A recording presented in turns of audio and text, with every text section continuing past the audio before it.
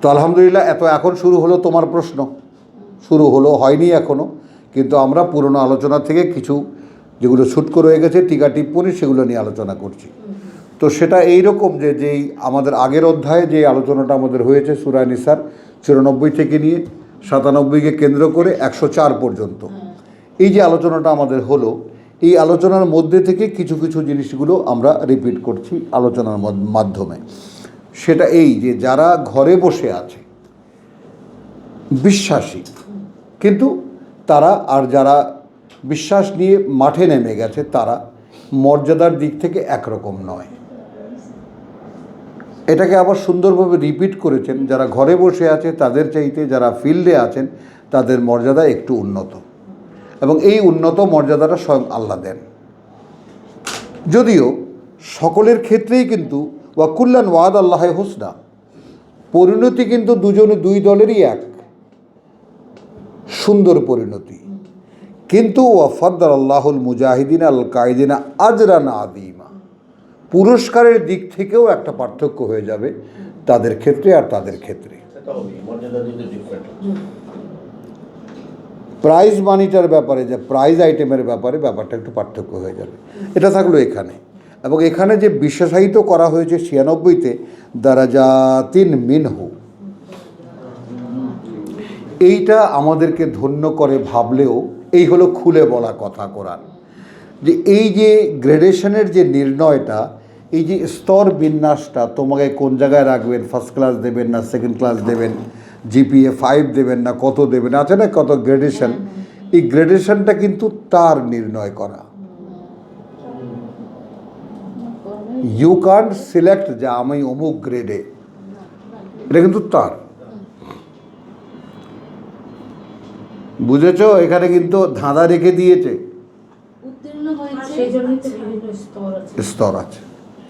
তো আলহামদুলিল্লাহ মাগফিরাতুন ওয়া রাহমা, আর কমনলি আছে যেটা ক্ষমা এবং করুণা, ওয়া কান আল্লাহু গফুরুর রহিম। যেহেতু আল্লাহ আছেনই, তিনি ক্ষমার জন্যই বসে থাকেন, ক্ষমা করবেন তিনি, কিন্তু কী কারণে ক্ষমা করবেন কারণটা তো বান্দা দেখাবে তাকে, যে প্রভু এই দাবি নিয়ে আমি তোমার কাছে ক্ষমা চাই।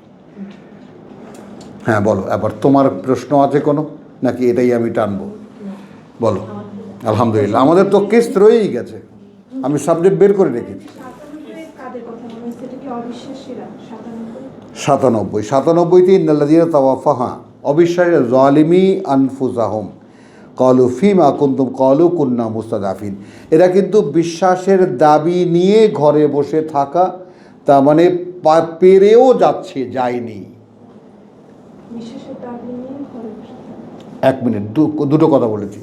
বিশ্বাস আছে হলো, কিন্তু বিশ্বাসের দাবি অনুযায়ী যে কাজ করার কথা তার শক্তি সামর্থ্য থাকতেও সেটা করছে না, অ্যাবিলিটি থাকার পরেও সেটা করছে না।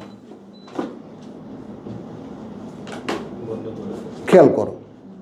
তা এখন যেমন এই যে ঋতুকে ধরো, এই যেমন কালকে এরা দুই দম্পতি, এরা সেজে গুজে বিয়ে গেছে, এরা যদি কোরআনে ক্লাসে আসতো তাহলে এটা আজ যেন আজিম পেত।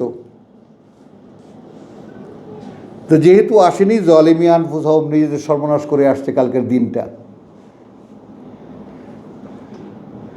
আরে খোঁচা দিয়ে এমনি আল্লাহ খুব, তাই না, আল্লাহ খুশি এই যে আসো এতে, কিন্তু এখন সাবধান হও, সময়টা নেই তো দাদা, জীবনের সময় কতটুকু পাবা তুমি, কতটুকু সময় আমাদের আছে, তাই না? জীবনের তো 12 আনে নাই, যেমন ওই যে মোস্তাক ভাইয়ের বোধহয় আরও আনা 14 বাকি আছে, 2 আনা মাত্র ব্যয় হয়েছে না? হ্যাঁ, তারপরে আমাদের ভাই আছেন 1 আনাই বাকি, বাকি 15 আনাই নাই। হ্যাঁ, আর আমার তো নাই,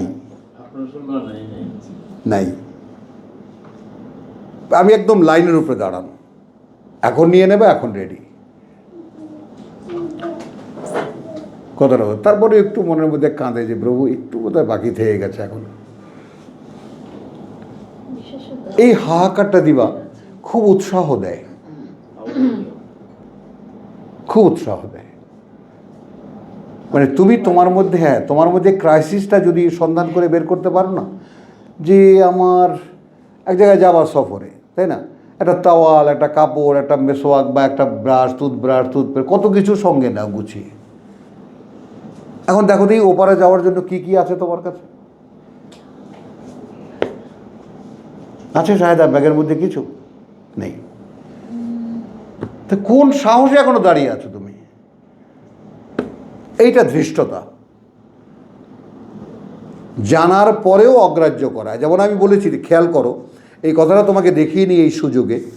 সূরা তোমার ইয়াতে 20-এর যেই সিনারিও আমরা বহুবার পড়েছি, কিন্তু আজকের প্রেক্ষিতে তোমাদেরকে দেখিয়ে দিচ্ছি এইটা সূরা তহা। তুমি যাবা কোথাও শাহেদা? না, অসুবিধা নেই। আচ্ছা, তাহলে এটা দেখো।